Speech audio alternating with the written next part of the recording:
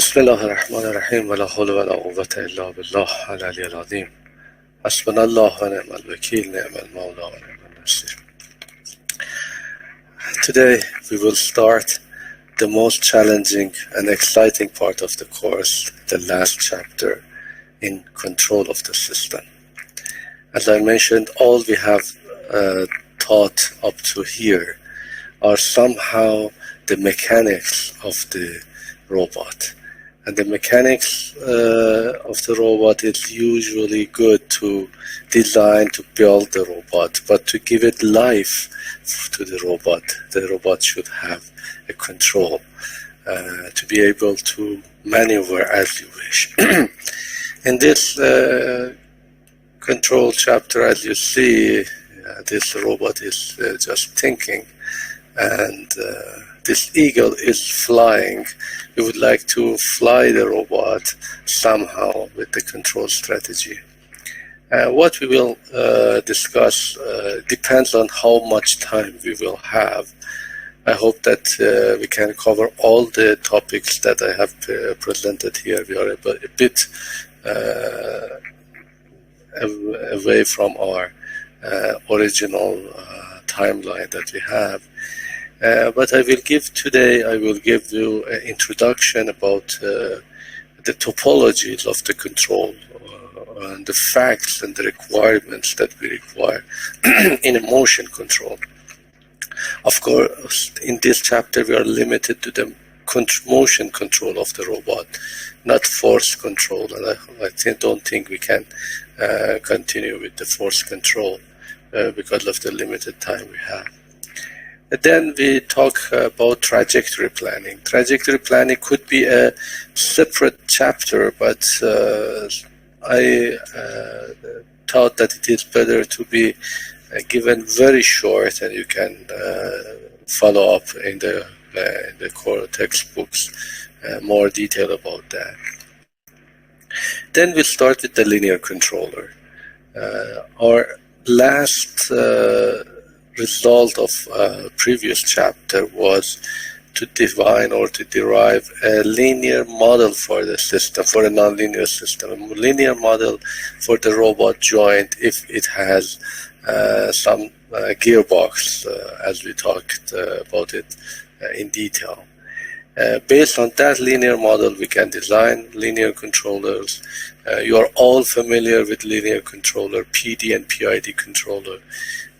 We will talk about somehow how to tune it and how to elaborate on the fact that we require on the PD control, and we will add a feed-forward control to a PD control, which is usually done in industrial robots, and this is the most significant or most celebrated controller that is used in industrial robots. But it is not always sufficient, and then we can go to the more advanced topic in the chapter on the multivariable control and robust and adaptive control. All of them are being applied to the system depending on the requirement that we have on the precision and on the maneuver that we have in the robot. So, in terms of facts and requirements, I would like to mention a few words. Here we can talk very, very much depending on the application that we have, but here I just want to mention 5 different aspects. The first one is the motion control requirement.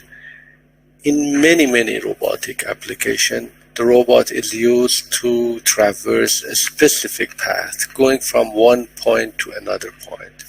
In a pick and place application, we have the initial point and the final point. I will talk about that in the trajectory planning in more detail. But usually in the robots, we have a teaching pendant. We have a box that we can move the robot by hand where is exactly the initial point and where is exactly the final point. We don't do it theoretically by calculating the geometry or so forth and so on. We just move the robot manually to the point that is of our interest.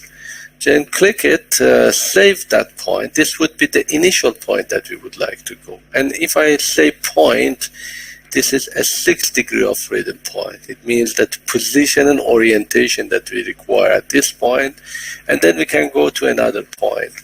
And usually, these points are in our task space. The robot is moving from one point to the other point in pick and place, or maybe in welding.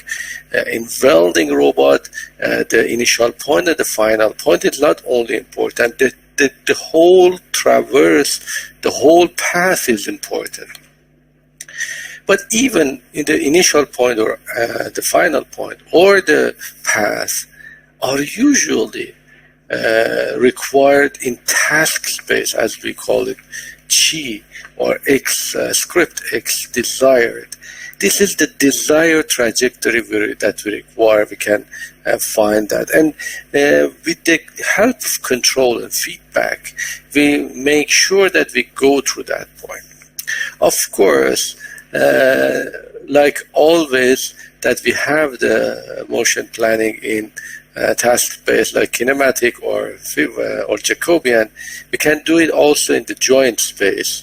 But usually we require some sort of manipulation from task space to the joint space. And that's why the kinematic structure comes into, and the kinematic analysis that we had in the third chapter will come into our picture. The other thing that is important, for control, we need feedback. And for feedback, we need to measure something. Mostly, the important thing that we are requiring, if we are requiring a motion, we should measure the motion. If we require, and the motion of the robot can be measured either by X or by Q. But measuring X is very difficult. The final position of a robot, you should have external and very expensive measurement units to exactly find where is the position and orientation of that. Of course, some visual and image-based controller with some videos can be used in here, but it is usually much more difficult. And of course, in our lab, we are doing that. We require that in some special cases.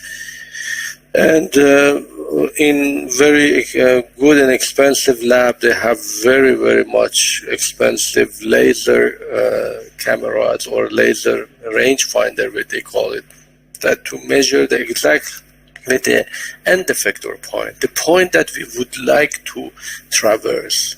So this is the basic idea in the feedback control.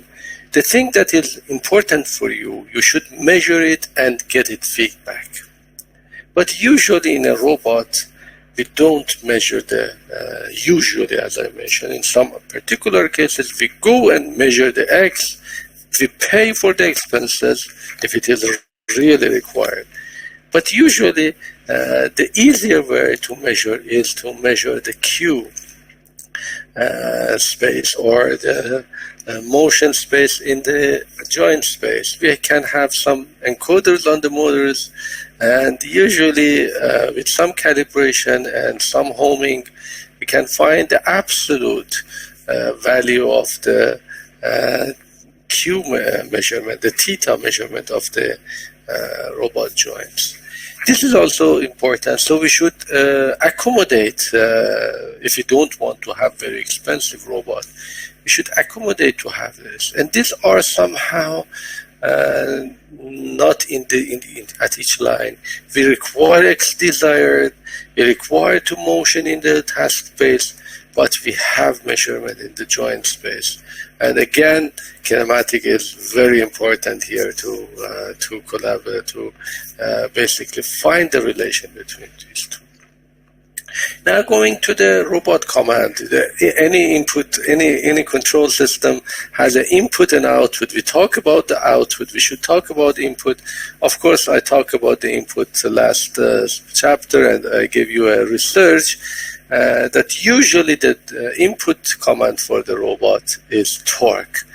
And we prefer to have torque measurement, and we have basically designed a driver for the motors that is working on the torque command, and have some feedback inside it, some measurement, some current measurement, inside it some internal loop to have a torque source, as we saw that in a large frequency, in a real robot system, in a large frequency range, the motor can act as an ideal torque source, and we can require the torque that we are asking from the robot and get it from the robot. So usually we use the tau, and this is also somehow in concurrent with the first application or the first command. We need X, but we have X in the joint space, in the task space, but we are giving torques in the joint space.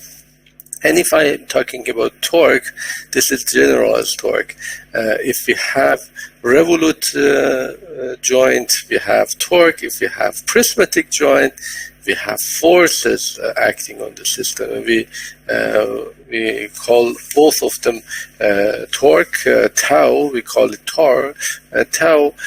This is a general notation that we are using in robotic manipulation. Now going to the forward kinematic. Since, as we've seen, that the three first part, we need some relation between the task space and joint space. We require somehow kinematic calculation. Of course, it should be calibrated, it should be quite accurate if we are using it in the feedback. But notice that the inverse kinematic is difficult for serial robot, and we prefer just to use forward kinematic. So the way that we are putting it in the picture is usually forward kinematic because it was unique. It has unique solution. It was much easier to find it, and of course we need robot calibration. We should have the exact link length, mass matrices, everything that we talked about it last chapter. We need some sort of calibration if it is required to have some kinematic calculation within the robot. And finally, where Jacobian comes into the picture. Jacobian is also very important. The same way as we talk about the forward kinematics, Jacobian is not only important to find the maneuverability or dexterity of the robot, to make the robot isotropic, to make it working fast. Jacobian can come to the picture, especially the Jacobian transpose come to the picture when we would like to have some relation between the tau and the f, the script f, between the wrench that is applied to the end effector to the torque that we require. And this Jacobian basically mapping is very, very suitable to come from one space to the other space.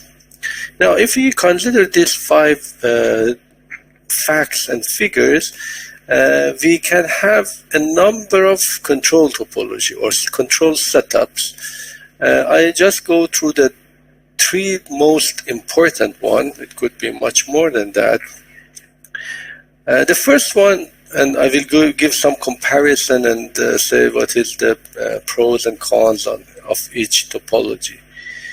The most important or the simplest one or the most celebrated and used topology in the robot is to do everything in joint space.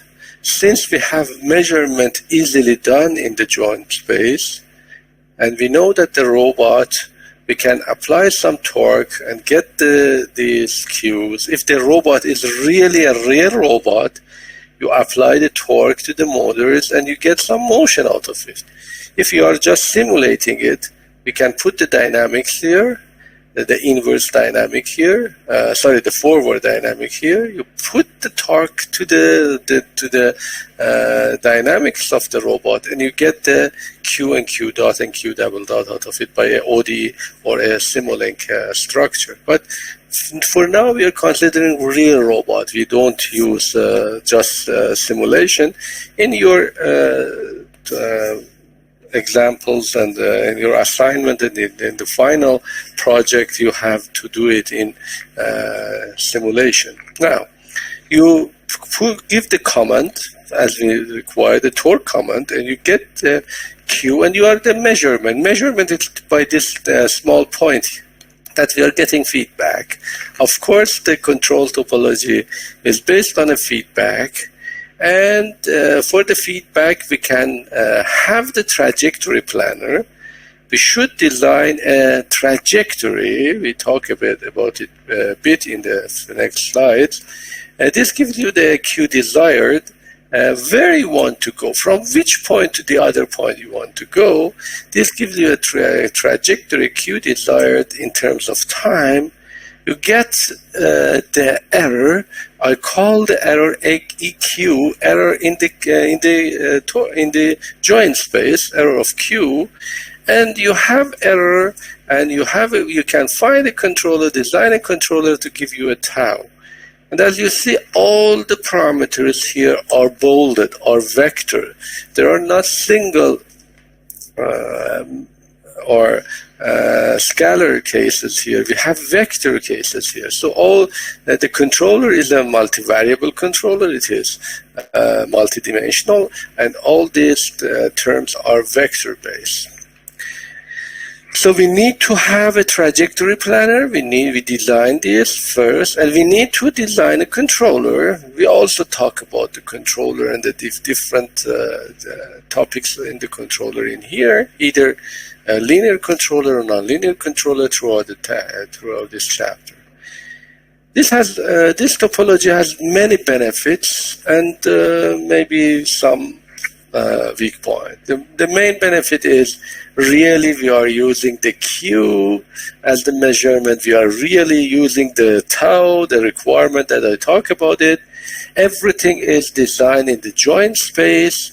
The error is defined in the joint space. The torque is also in the joint space. They are one-to-one corresponding to each other, so the controller can be designed on each joint actuator variable Q or joint angle, if we call it in short.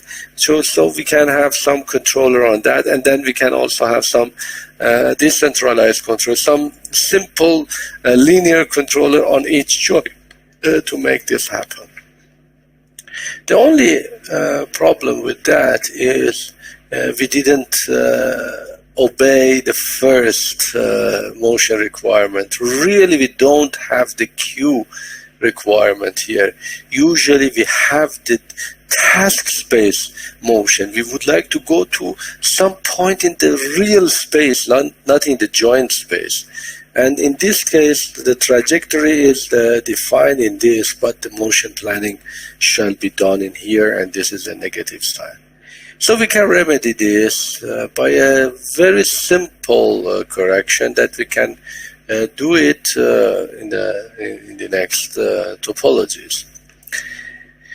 The second topology is quite different from the first topology. This is also used when we are rich and we can have measurement in X, the task space controller. And notice that we are in joint space controller. The dynamics that we defined was also in joint space. So everything was very, very easily communicated up to our previous chapters. Here, though, it is especially important that we have another point of view. just go to the task place. Why? Because we need to have a desired trajectory in task space. So we have a planner here again in task space, it's trajectory. Where we want to go, so suppose that you want to do some welding. So welding is a trajectory in the space that should be traversed. So we put everything in the task space. So we measure the x in task space. This is the weak point. Of course, we should give the tau, again, the input torque to the motor to give the x. Now we have x and x desired. We have error in the x space. So this is the task space error. We design a controller in the task space. When we design a controller in the task space, it don't give you the tau, it will give you the f, the script f, because f and x are corresponding to each other.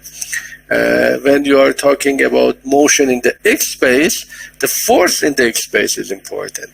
If you are moving in the y space, then in the task space, then Fy is important. If you're rotating in the task space, then torque is important in the task space. So we have the wrench here corresponding to all 6 degrees of freedom that we have in X space, and we can now use the Jacobian transpose, the mapping, to get from the task space forces that require, that comes out of the controller to go to the torque.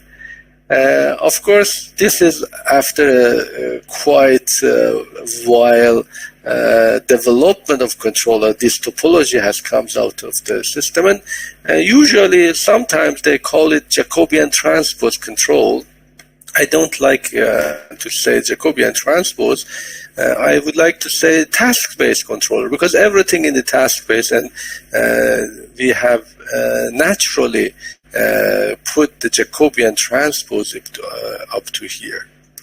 In some other controller, the Jacobian inverse has been come into the picture, which they are not very useful and very good. Jacobian transpose is very good, and usually we have the Jacobian quite well defined, and we can go from here to here. So what is the benefit of this? We required motion in the X, so we designed the controller in task space. The controller F output. F is defined based on the joint, on the motion error, not joint angles. This is not correct. On the motion error, on the task space error, EX. The robot joint actuator torque is generated by the torque map as we talk, and motion planning is done in task space. We should learn how to design X desired and Q desired. We will learn it just in Q. But the only problem with this, there is 2 problems here. One of them is the most important one is the measurement of X is very difficult and very expensive. Don't say that it is not possible. No, it is possible. It is quite possible, but it is expensive. Usually in our lab, we don't have that much expensive requirement.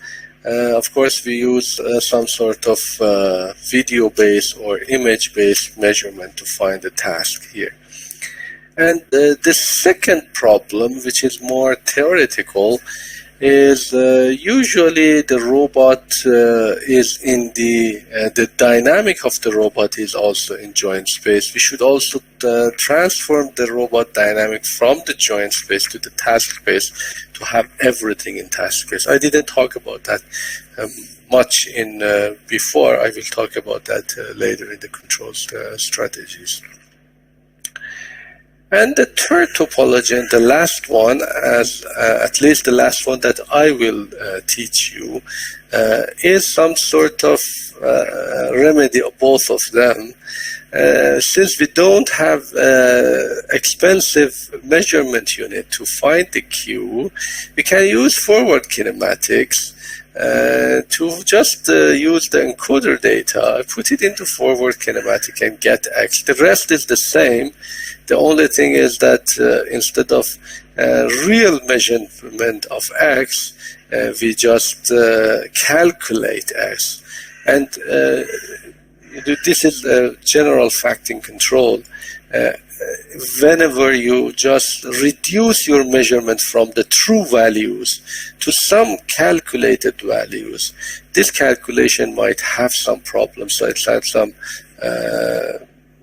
inaccuracy depending on the kinematic calibration. Here we require kinematic calibration and also Jacobian. We need also Jacobian. We have to know quite well the kinematic structure, the length and everything, and this usually shall be done by calibration, not just by measuring it. We do it by some calibration method I talked about last chapter. So this is, I guess, much preferable than this, at least much less expensive. It is much cheaper. Of course, this provides us with some inaccuracy that can be remedied by kinematic Jacobian. From these three topologies, I start with the first topology, and I go through the first topology, and then at the end, we talk about not the second one, we go through the last one. Of course, these two are quite similar. The controller is the same. When we are talking about the controller, the trajectory planner is the same. Only the structure, we need some forward kinematic that we have talked about it before. And we never use inverse kinematic, somehow some people could say that, okay, use this one. The only problem of this was that the motion planning was in the X, in the Q. We can design the planning in the X and then use inverse kinematic to find the Q. But you know that inverse kinematic is difficult, and we never use it in a feedback control structure. Anyways, now to go through this chapter, we need these two boxes to be designed. The first box is quite easy. It is more algebraic. The second box is more challenging, and we require the control structure. So I will talk about the trajectory planner, as you see, trajectory planning in this, the next one, and then go through with the three last chapters, we go through the linear controllers. If there is any question up to here, please ask. Excuse me. Yes. For kinematic calibration, do we need both Q and X? Again, your voice is just a bit talk, and then we don't. Is it better now? Yes, yeah. I'm saying for kinematic calibration, do we need to measure both Q and X? For kinematic calibration, this requires a research.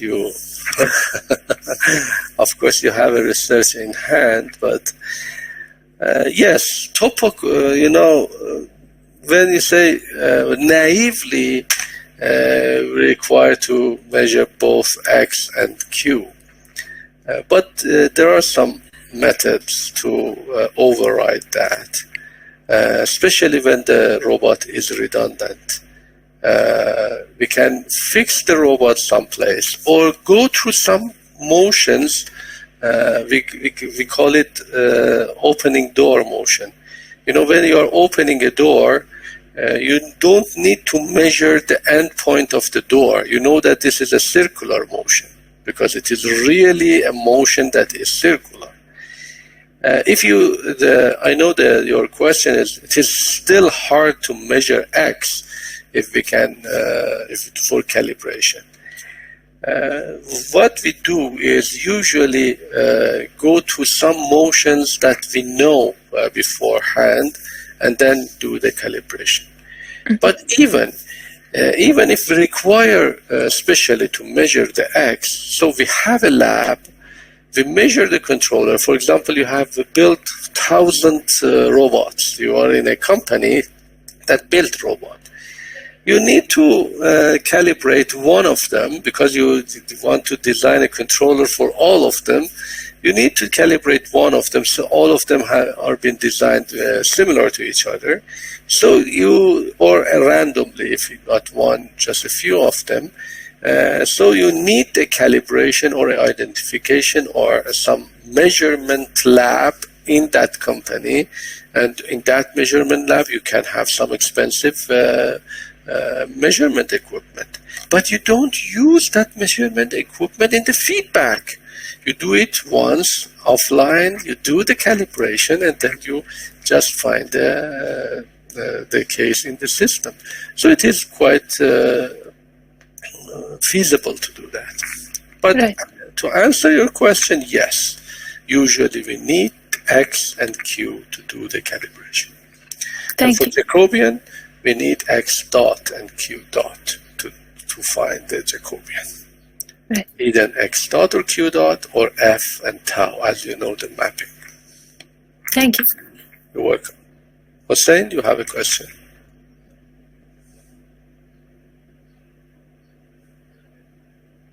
You don't have your voice, Hossein. My voice is clear? Yes, go ahead. Excuse me. Can it done by simple ways or simple strategies? What? Like the calibration, position calibration? Yeah, of course. Without measuring the feedback, or say, for example, by defining discrete special points with the defined X, Y, and Z? Yes, as is it accurate? Yeah, it is. It is possible. What do you mean by accurate? Accuracy is a relative thing. It is accurate as much as accuracy. Relatively accurate. So basically, it is not that accurate like using a very expensive laser range scanners, but usually we do it in our lab like that. We don't have laser range finder or laser scanners, very expensive one. A laser ranger scanner is about $300,000. So it's only very, very equipped measurement lab can have this. Of course, we use our colleague. We have some colleagues, some international colleagues that we do the calibration for us. But usually, this is too expensive. We use in our lab a bunch of. We have some product and very accurate product to use to build some lasers, range scanners. But not with laser, but with simple cameras, IR cameras, and with some triangulation. I refer you to our latest publication here. You can use 3 cameras to find the triangulation and find the. I saw an application for a cable robot. Yes. Using a camera. Yes. Yeah, exactly. You're using that for cable robot. The cable robot also have very large, wide workspace, so we require that. Whenever we require, we do it, but usually, especially in serial robot, in parallel robot, the problem is totally different. In serial robot, we go with the Q's measurement, and we are happy with that. Okay, let's go to the trajectory planner. I would like to have the trajectory planner doing that. First, we should distinguish between path and trajectory. Unfortunately, in Farsi, we use masir for both of them. We don't use rah and masir. You know, path and trajectory are two different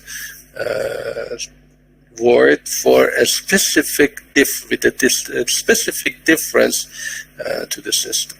A path is referred to the motion curve of the robot, x, y, z, with respect to each other. If you are doing a circular path, the path gives you the relation between the motion. Of course, whenever we talk in the robotic application, we don't have 3 degrees of freedom, we have 6 degrees of freedom. We have position and orientation always in mind. Even in the tragic, and usually this is important in the Cartesian because we use the robot in Cartesian space. And as I mentioned, in real practice, we have some teaching pendant. We go from the beginning, we know the first point and the end point, and we traverse a path, and we require to have some smooth path. Of course, we don't want to have some oscillatory path, some smooth path from the first point to the end point. As you see in this figure, you know, the first point and the end point is given. For example, this could be a painting robot would like to go through a traverse, as you see in here, and this will give you the path. The path is the point, the blue point that you, the blue curve that you see. It goes from the initial point to the end point. And look at the, again, look at the robot motion, the cues as well here. Although this is moving here, something happened.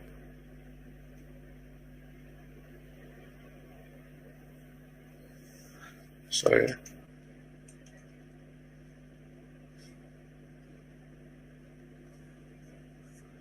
Look at the motion of the arms while you see the end effector is moving. So the base is moving very slow, and you can have that. And these are related to each other due to the kinematic of the robot. So usually we have the initial and the final point in the space, just set up manually the robot by the teaching pendant, so the red dots are usually very, very accurately, you know, pointed out in the space, and then we need the path that goes through this. And sometimes we need also some via point. Maybe only 2 points are not important. We have some other point. We start from here to here, but we would like to go somehow that we have elbow up, not elbow down. So we have some initial, some via point as well to the system. Usually the initial point and the final point are at the rest. Start from some point, the velocity is 0, and then go to the some point, that velocity is 0. But the via point might have some smooth and continuous velocity. So the via point are the intermediate point from the initial point to the final point. What is the trajectory, and what is the difference between the path and trajectory? Trajectory has time tag in it. So when we talk about trajectory, the trajectory is referred to the motion curve, either in the task space or in the joint space. It could be X or Q, but with respect to time, we need X of t. So this should be a time function. And it should be smooth, of course. Again, we don't want to have unsmooth motion for the robot, but this gives you the speed. You know, the same path, if I increase the speed of this video, the same path can have higher speed, you know, in shorter time.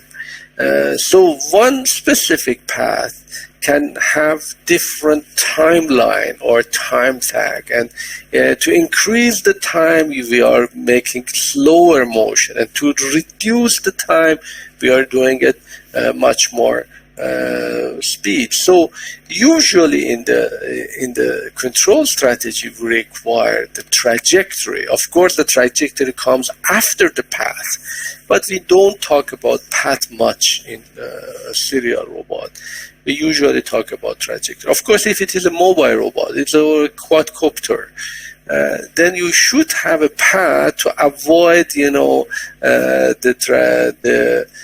obstacles and so forth, and then put the time tag on it to how fast it can move. And you know that how fast we can move a robot depends on how big or how powerful are our actuators. The actuator have some speed limit.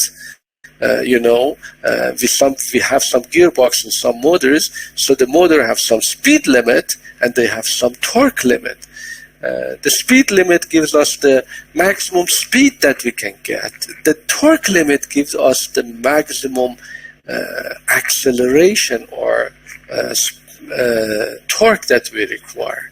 You know that the torques are related to the acceleration of the motion. And this becomes the trajectory planning quite challenging, especially if you have a robot and you want to have the minimum time trajectory. You would like to have the best trajectory. It is important to have very accurate path and also very the highest power of the motor can be used to have the fastest motion. And therefore, just this trajectory planning is a line of research. Many students of mine and many other researchers have just worked on the trajectory planning if it is some optimization comes into the picture. We don't have that much time talk about all these details. It is very fantastic. Even right now, I have some students working on the trajectory planning, especially on the trajectory planning for cable robotic manipulators. But usually they are based on the idea that we have used in here. Now, we start with the joint space trajectory. The same thing can go to the task space.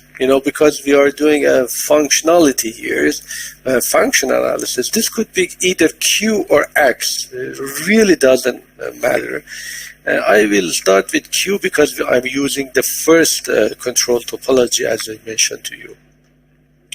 So we consider having some initial values for Q's, Q0, and some final QF. We know the tau, the time. We have the time tag to this system. Of course, time could be also somehow variable and find it, in an optimization routine. But we know that Q0 and QF is given. Usually Q dots are also given. We say omega 0 and omega F are also given. It could be 0 if we start from rest and go to the rest, or it could be non-zero if you have some via point. And we would like, the problem is to fit a trajectory to this, to start from here and go through here in a time lag to have a smooth trajectory. And this is, I guess, at least in our curriculum when I was a bachelor student, we have the curve fitting methods in numerical analysis course. We have a 2-credit numerical analysis course, and we have curve fitting. And this is really a curve fitting. Now we have many toolboxes. The MATLAB has a Q-spline, has very different method to do that. But the simplest one is just fit a polynomial, time polynomial to it. Since we have 4 different values, so 4 initial values, 2 in position and 2 in velocity, the simplest one is cubic polynomial. Cubic has 4 parameters, as you see. Is cubic in terms of time. A0, A1, A2, and A3 is different. For Qi, we call Qi, we have a number of Qs, Q1, Q2, Q3. As you see again here, if it runs, Q1, Q2, Q3, Q4, Q5, and Q6, all of them have some trajectory from some point to the other point. For each of them, we can put a polynomial trajectory with the same time lag that we can get that from here. So if we have Q in terms of time, Q dot is given also in time. we put these initial values to these four equations, we come with some matrix equation, very simple, with respect to this four parameter, unknown parameter A1 to A4, and then you can use it very simply by inverting this matrix, finding A1 to A3 very, very easily and find the cubic polynomial. Here, as you see, I have given it into two ways. First, if these two are equal to 0, we have rest from beginning and rest at the end, then the cubic polynomial comes to the picture as you see in here, 3 to tf squared qif minus qi0, and 2 to tf cubic qif minus q0, and basically we have a cubic polynomial. We have a function here. You can get the derivative of that, the second derivative of that, and go ahead and go forward. So Q is a function of time. This is a trajectory that you can find it in here. Let's give an example. You first find this solution and then use this solution. Suppose that we are starting from 15 degrees, one of the actuator or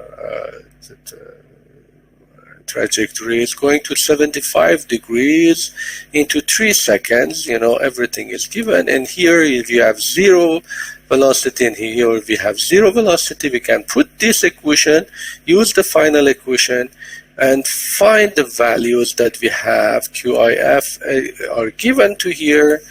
So you just put the values, the initial values in here, and you find out that theta is 15 plus this 20 t squared 4.44 t to power 3. And this, as you see, it gives you a third order polynomial curve from 0 to 3 seconds. I would like to find the theta dot and theta double dot.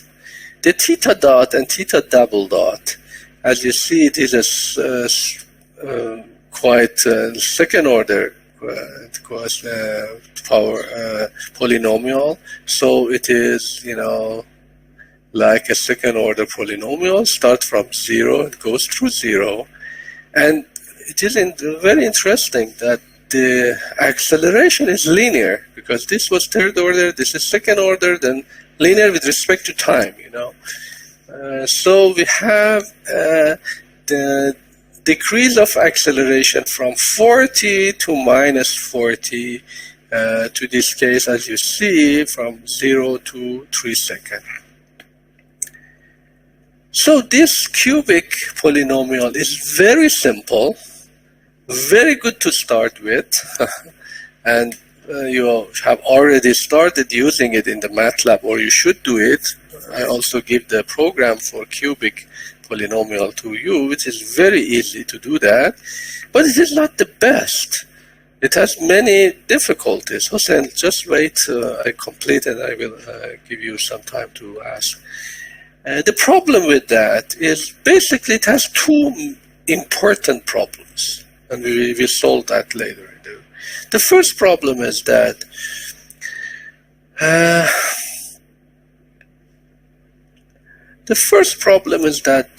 the acceleration is not 0 at the beginning, at the end. So we are at the rest, we have an acceleration of 40 per second. This means we have the derivative of the acceleration that we call jerk. The jerk is very high. So we have some velocity, some robot that is, starting, going up and down, at least at the beginning and at the end. So we have higher jerk, we have higher acceleration. And if we use any polynomial, some derivative of that will become non-zero. The third derivative of theta would be some constant, and this constant, as you see, is quite high.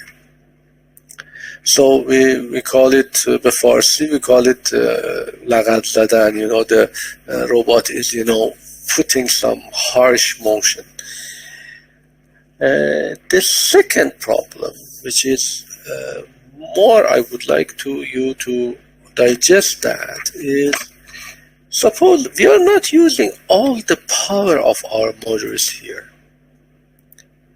We are just using partial power of the motor. So since we are using partial power of our motor, this time trajectory is never optimal. It cannot be ever never optimal. Why we are not using the full power? Suppose that you have an actuator, a DC motor. The velocity that you are using is from 0 going up to 30 degrees and coming to 3 degrees. It was very good if we have the highest speed of the robot. If it was 30 degrees per second, suppose that we have the maximum speed of the motor 30 degrees per second. It was much better to go on the 30 degrees per second to have the fastest response and the smallest time, the optimal value in terms of time. But this is not the case. It cannot be the case because it is second order, and second order has only one peak. And it is only at one particular point it is the maximum speed. And more than that, not only the speed is not optimal, the acceleration is also not optimal. We know that we have a motor that has a maximum 3 amp current or 15 amp current, something. The amperage or the current that we can get from the motor, or the torque that we can get from the motor, which is somehow related to the acceleration, had some limit, over limit and lower limit. We are just using the over limit and lower limit at the first and at the beginning and at the end point. The worst possible use of that, and this only gives you some jerks. And within the trajectory, we are just using not the maximum values, just some medium values. So we are not using the whole power, not in terms of the speed, not in terms of the torque or the current. We are not using the whole power. So if we have a 100 watt motor, but we are just using 30 watts, 20 watts out of it. Of course, the motion is good. No one will understand what is going wrong with it, but this is not the optimal way to do that. Now, Hossein, if you have any question, please. Okay, my question is, choosing the cubic polynomial is in order to see the term t in theta double dot. Why not? Why not using a more simpler trajectory? Like what? Like second order, for example. Because this is the simplest one. Because we have 4 initial points. If you use it not third order, if you use second order, then either you cannot start from here to here. We have 4 initial points. You cannot go from here to here, or your velocities are not 0 at the beginning or at the end. We have 4 parameters, so we need to have at least 4 parameters. This is the simplest possible to accommodate this motion control. Okay, thank you. Now, if we go through a via point, suppose that we are using from here to here, but we have some via point, QA, QB, and QC, some intermediate point. And at this intermediate point, the velocities might be not 0, it could be anything. We can use the same polynomial here, segment by segment, but not velocity 0. We can have non-zero velocity. If you have a non-zero velocity, we have the same polynomial from here to here, start from here to here. Now we have also the non-zero velocity putting into the picture, you come up with the four parameters. You just solve this equation for all these four non-zero parameters. This is a particular special case for zero velocity at the beginning, at the end, but this gives you a general solution for non-zero velocity. As you see, the parameters becomes a bit longer, larger. Of course, it is very easy to program it in microcontroller or the robot programmer, but it is more difficult than that. As you see, you can go from here to here. So you can put the segmentation, everything, and then go from here and find different variables, as you see in here. But I didn't give all the examples because it is quite easy. I don't like the cubic one. To remedy this problem that we don't have jerk at the beginning and at the end, we can go second order, go an order up to here. We call it quantic polynomial, fifth order polynomial. For fifth order polynomial, we can also give some parameters. We have 7. Since we have fifth order, we have 6 parameters here. We can add 2 initial points here. Q double dot T0 is alpha 0, or Q double dot TF is alpha F. And then we go to fifth order. We put it here. We find the derivative. We have this the same example, and then we can find the parameters here. I found it by symbolic manipulation. You can see that the parameters are quite large, and you can have fifth order.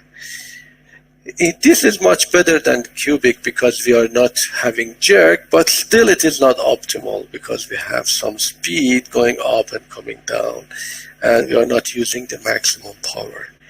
Recently, many researchers are using 7th order polynomial instead of 5th order because it's hard to do that. You know, the parameters become, instead of 5 or 6, becomes 6, 7, or 8.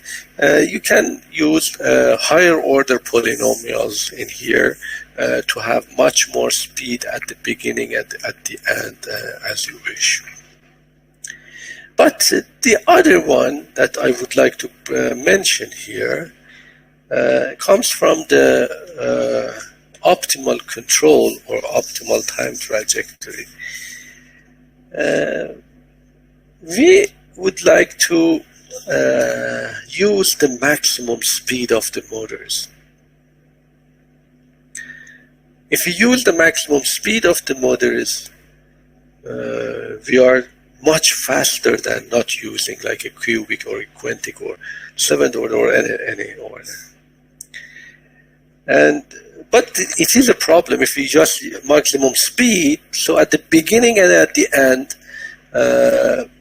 we have some acceleration, non-zero acceleration, some jerks that are not very good. So what we are using, we use the maximum velocity for the most part of the system. We use a linear path, which is the simplest choice with constant velocity, with maximum velocity that the joint can have.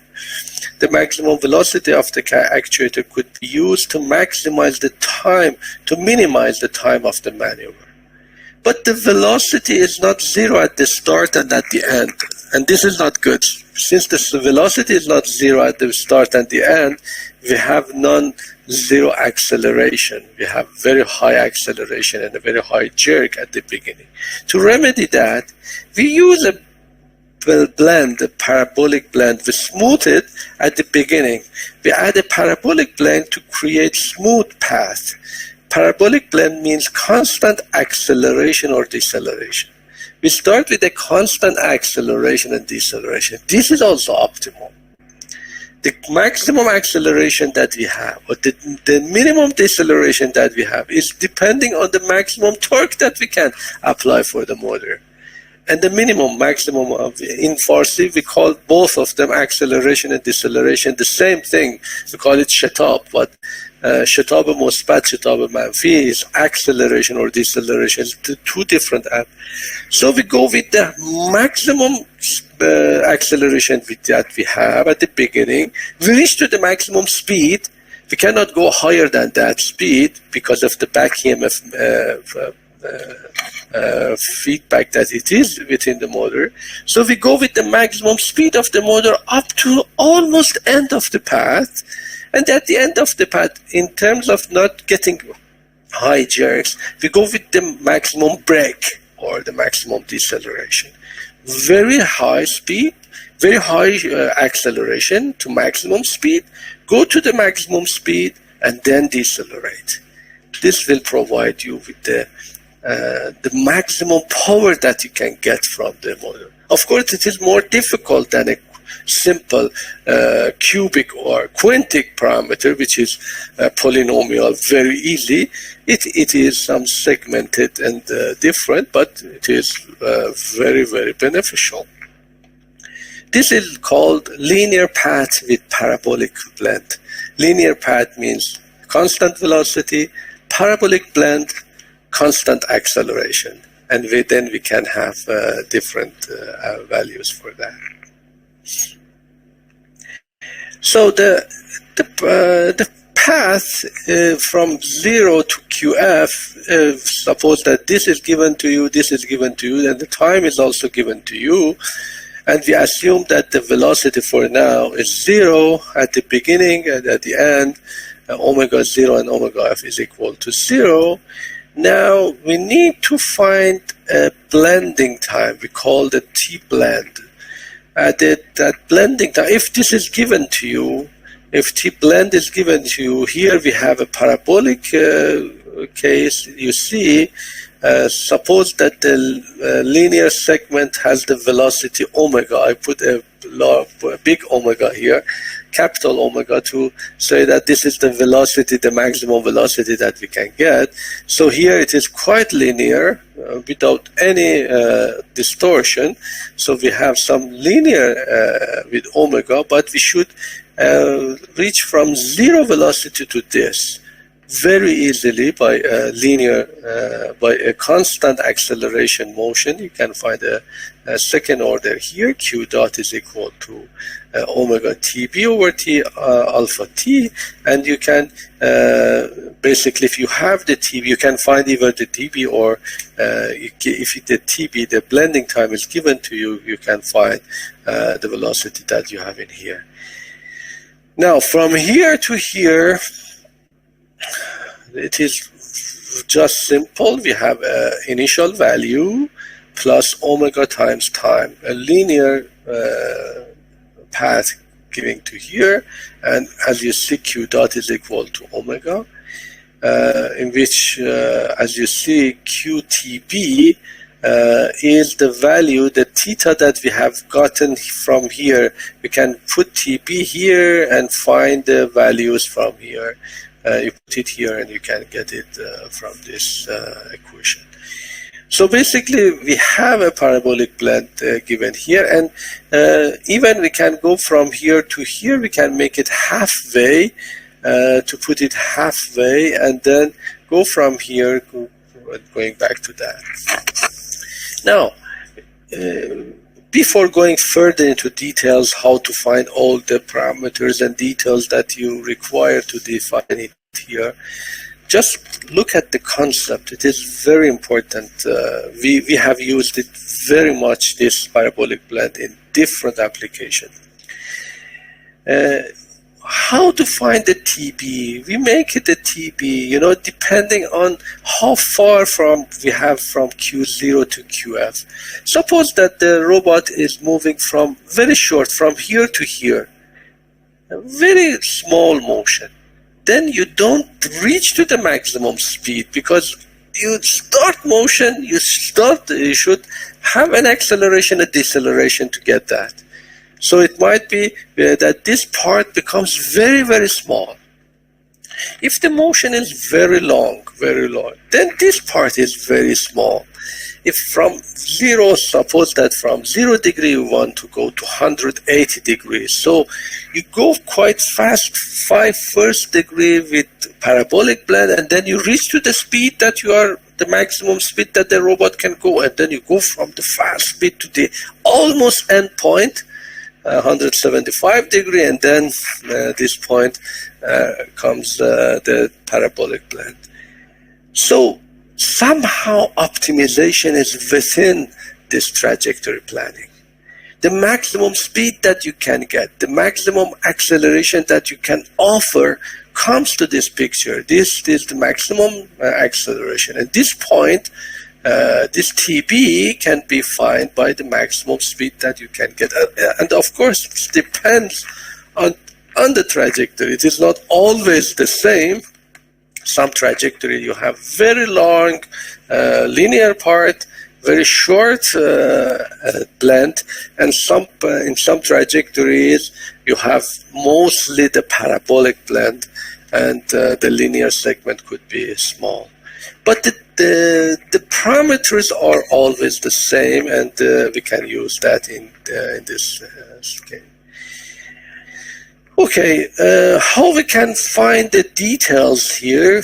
All the details are given here, and this is get from Spong book. You know, the first part was get from somehow from Craig and also my book, and this part is get from Spong book. You can get all of these very concise in my parallel robotic book, in the appendix of my pararobotic book, if you would like to have everything very concise. But in detail, if you want to go through the detail, you should read the Craig book and also the Spong book in different way. Now, to finalize that, we are running out of time. I'm just finding the QB here. You know, the TB can be very easily found. If to find the TB, if we have an omega given to you, and we have the Q0 and QF, just using this equation, you can find the blending time. And then when you have the blending time, then you have the equation, at least this part of the equation is found in here. And then we have the constraint that the TB, of course, should be between 0 and T half. We call it T half here, TF over 2. The blending time should not be more than halfway of that. If the trajectory is too short, too small, this blending time may increase. So this we find it from the maximum velocity. We can find the TB and check that if this is correct. And this can be basically find giving you the constraint that the TF should be either greater than that, or the omega should be between these two limits to make sure that this is less than halfway. And finally, by the symmetry of the motion, you can just find the equation. This is the final equation. There is a lot of calculation here. I just omit them. You can follow that in the Craig in the Spong book. But the final version of the system is quite easy. It's a 3-function system. As you see, we have a parabolic, we have a linear, and a parabolic. In a general motion, we have a acceleration, a constant velocity, a deceleration, an acceleration, and a constant velocity, 0 acceleration, and here. And usually the best benefit of that is when we are using velocity in here to be the maximum velocity, and the acceleration and deceleration here, the maximum acceleration and deceleration that we can get from a robot. To finalize this part, just give my final word, and then some question if there is some question. This is the path planning can be used for a automated robot. You have the point and get that, as you see in here. Exactly in this you have the point and you want to do some exact motion, you can do everything offline, you get that. And as you see, you don't go through linear segment between the points. The segments become different. As you see, this path is defined by defining or generating different Qs, Q1 to Q6 for this robot to get all of them defined by the same approach that we do to find the motion as well. This is a automated or autonomous robot that has been pre-planned to go through a specific path. But sometimes we don't have something like that. We have a teaching pendant and we would like to motion, or we have a joystick, let's say. Consider the cable cam robotic system. We have a camera on a cable system and we move it, with a joystick. The joystick can also needs to provide a trajectory, to have the control to the system. The trajectory that can be done by the joystick is also very much usable to use this parabolic blend. I give a motion, for example, to the X motion for the system with the joystick. How it will perform, I give the speed of how much I am, putting the stick forward. It should go with the maximum acceleration that we have on the motor and then go to the speed, and it goes further. We don't have the final point beforehand, because with the joystick we don't have the final point.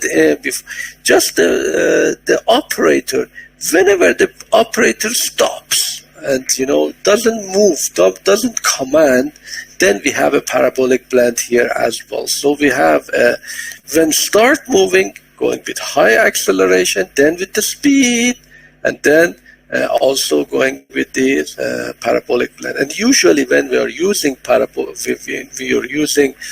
joystick, we don't go with the maximum speed or maximum acceleration of the motor. We go much lower, 10%, 20% of that, much lower, so that the operator can control the motion of the robot with that. So I myself prefer this linear blend quite well, and I suggest you to write a program, especially for the final project of your robotic system, for the surgical robot that we gave to you as a project.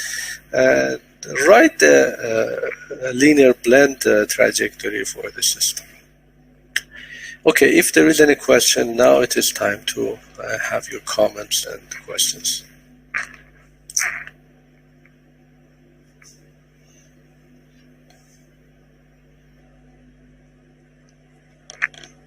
May I ask a question? Go ahead. It's a little general and I don't know if it's unrelated or not, but something popped in my mind in the middle of your lecture.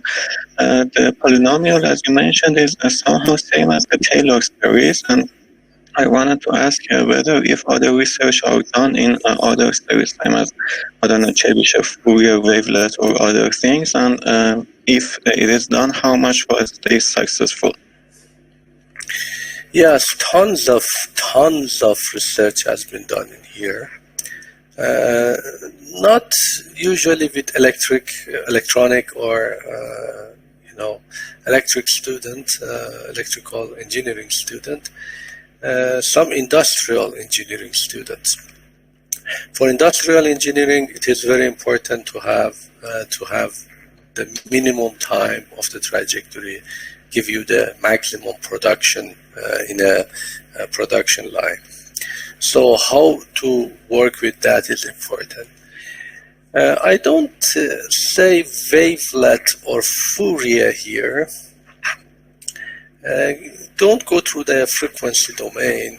This is not the idea of research, as far as I know. Of course, might be something coming out of that. But go to B-spline.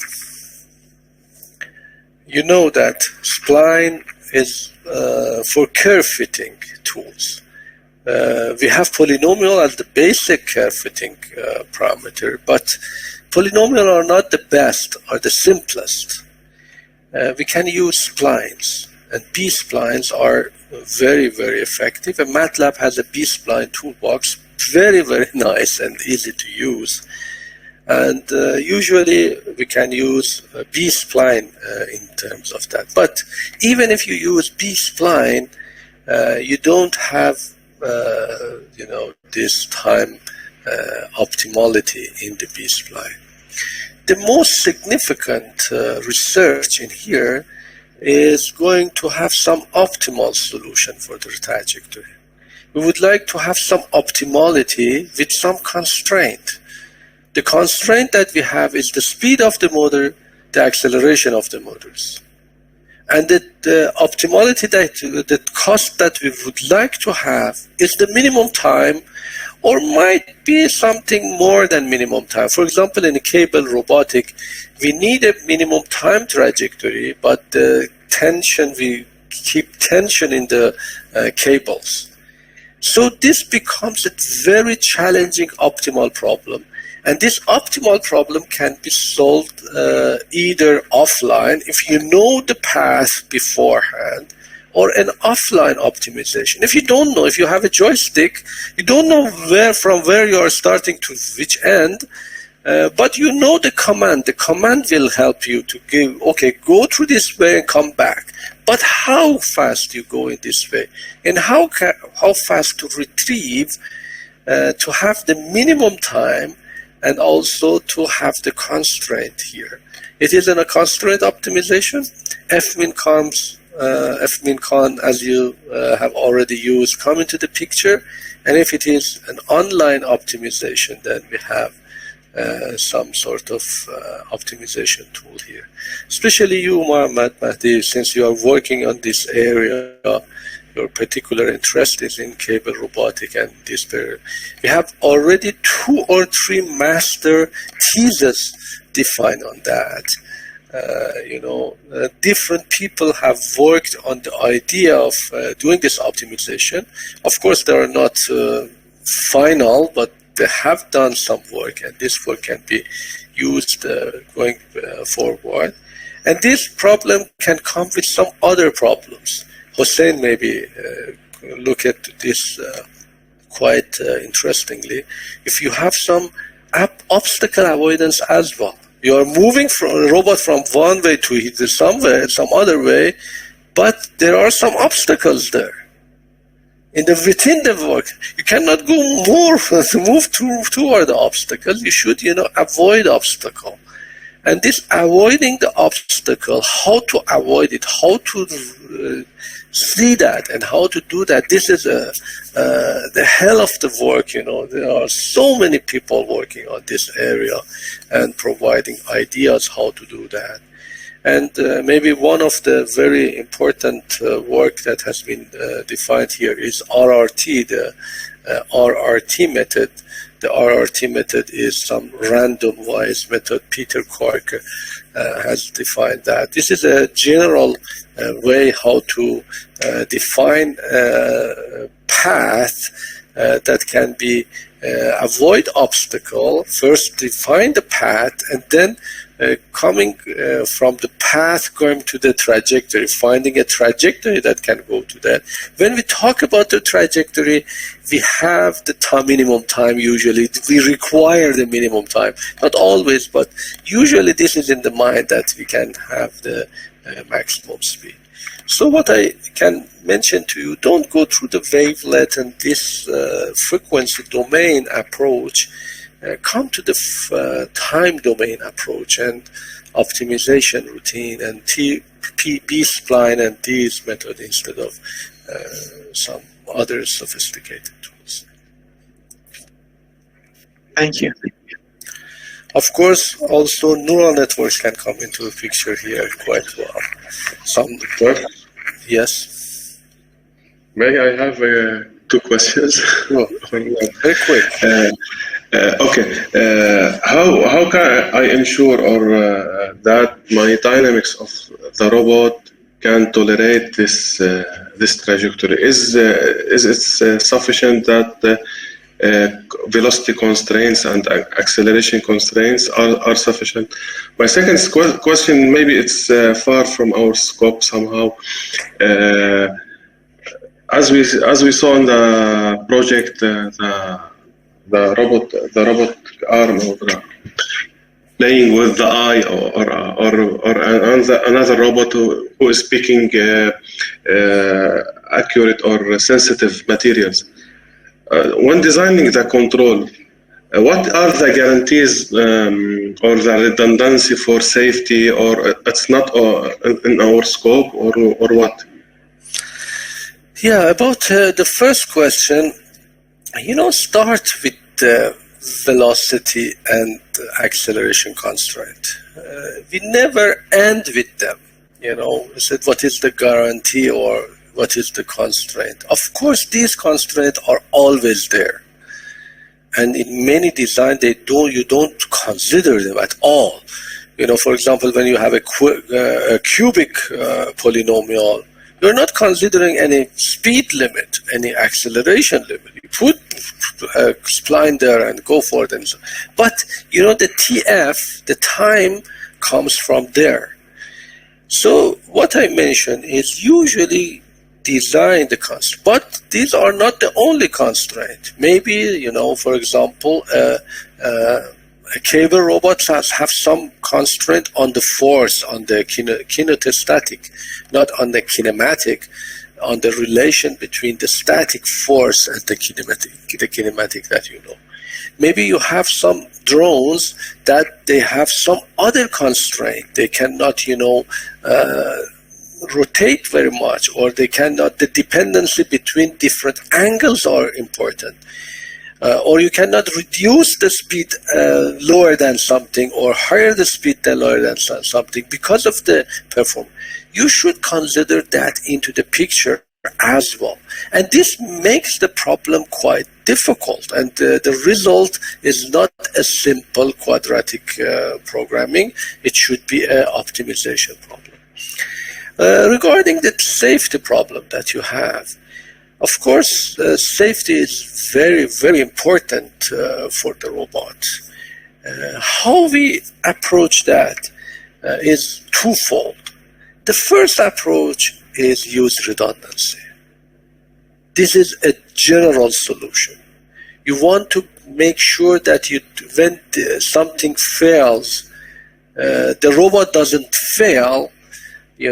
When you have only 6 degrees of freedom and you want to go to 6 degree of the freedom motion, you don't have any degree of redundancy. Even if one of your actuator fails, you fail to do the performance. But if you have 7 degrees of freedom, even if one of the actuator fails, you can still afford that, might not act as dexterous as before. Or when you have a quadrotor, if you have only 4 motors and 4 quadrotors, you don't have any redundancy, but you may have 8 rotors for a quadrotor, for a motion training. So you have degrees of freedom in the redundancy. And there are some means, control-wise. This is the first way.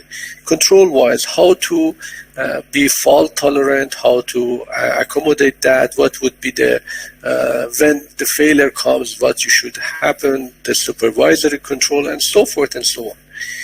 The second fold of this issue is not control issue, is communication issues. It could be some problem with maybe the telecommunication that you have with the ground, or when you have some problem when interfering it, when someone attacks this drone or this robot control system. These are a very important issue. You should have some consideration how to avoid that. Of course, this is not within the scope of this robotic course, but of course it is quite available in terms of real practical robotic system that you would like to implement. Thank you, but I meant the surgical robot, 3 degrees of freedom with the eye. Mm-hmm. Thank you. I will search for it. Okay. Perfect. Thank you very much for joining us. We are approaching to the next part of the system. We go to the controller and we go to some multivariable control. For the people who don't have any background in nonlinear control, I suggest you please to read the appendix of my robotic course on nonlinear control regarding the Lyapunov-Lassalle equation that we will be using in the last part in this chapter. Thank you very much and have a very good day. Yes.